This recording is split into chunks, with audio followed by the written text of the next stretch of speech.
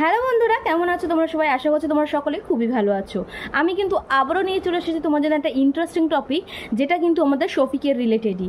শফিকের যে এই যে আমরা নিউজটা এখন শুনতে পাচ্ছি যে ওর গ্রেফতারের নিউজ, তো সেটা মাধ্যমে সেটার জন্য সেই কারণে শফিকের জন্যে পুলিশের কি বক্তব্য, পুলিশ কি মন্তব্য করছে, পুলিশ কি বলছে, সেটা আমি আজকে তোমাদের সাথে শেয়ার করতে চাই। কারণ অনেকে অনেক রকম বলছে এটা ফেক নিউজ, এটা এই নিউজ এরকম করিনি, শফিক ওরকম করিনি, শফিক এরকম করতে পারে না, মেয়েটির দোষ, কেউ বলছে শফিকের দোষ। দেখো, শফিক বা মেয়েটির কোনো দোষ না, অ্যাকচুয়ালি এখনকার নিয়মই এরকমই আছে, প্রথমেই ছেলেদেরকে ব্লেম করা হয়। জানি না কে কোথায় কি, বাট মেয়েটাও দোষী হতে পারে।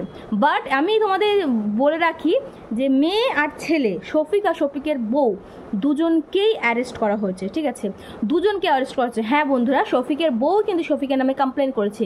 যারা জানো না, আমার আগের ভিডিওতে গিয়ে দেখতে পারো। অনেকেই অনেক রকম বলছে হোটেলে নিয়ে এই মেয়ে ওই মেয়ে, এই মেয়ের সাথে ওই মেয়ের সাথে না, তার বউর সাথে সে নাকি ডিভোর্স নিতে চায়, এই রিলেটেড সে তাকে বলেছিল।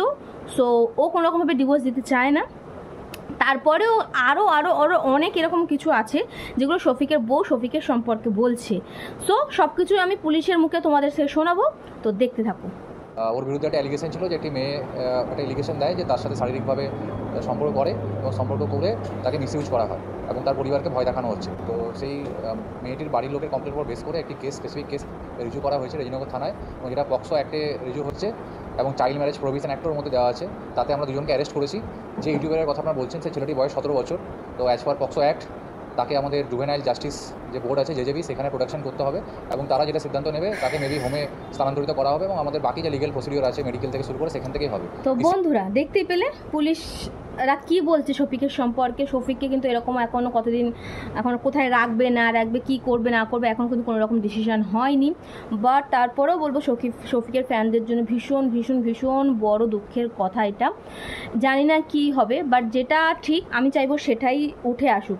মেয়েটার তরফ থেকে উঠে আসুক, ছেলেটার তরফ থেকে উঠে আসুক। আমরা শফিককে যাবত অনেক অনেক অনেক বছর ধরে চিনি। আমরা এইটুকু তো জানি যে শফিক, কারণ শফিক অলরেডি অতটা মেয়েদের সাথে কাজ করতো, শফিক ওই রকম তো হতে পারে না।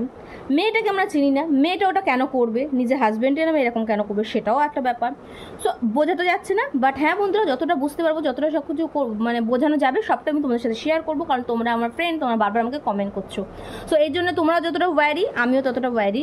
সো চলো বন্ধুরা, এই আজকের এই ভিডিওটা এইটুকুই শেষ করলাম। নেক্সট ভিডিওতে আমি আরও অনেক টপিক নিয়ে তোমাদের সাথে ডিসকাস করবো। আজকের জন্য টাটা, বাই বাই, দেখা হচ্ছে অনেক ইন্টারেস্টিং ভিডিওতে।